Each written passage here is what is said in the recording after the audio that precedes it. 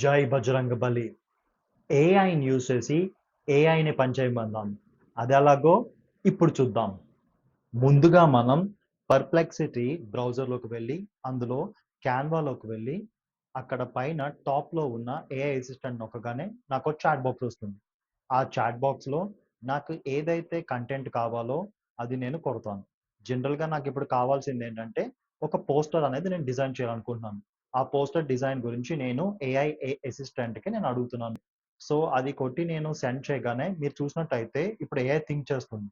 మీరు చూడండి మొత్తం బ్లూ జోన్ కింద అది క్రియేట్ అయింది. అంటే దాని అర్థం ఏఐ ఆ ఏరియాని గ్రాప్ చేసి దాంట్లో ఇన్ఫర్మేషన్ అనేది మన కోసం చేస్తుంది. మీరు చూసినట్టయితే క్యాన్వా ఏఐని అసిస్టెంట్ ఏఐ యూజ్ చేసి మనకు ఒక డిజైన్ అనేది క్రియేట్ చేస్తుంది. తర్వాత మనకి నీట్‌గా ఫైనలైజ్ చేసి దాన్ని మనకి ప్రెజెంట్ చేస్తుంది.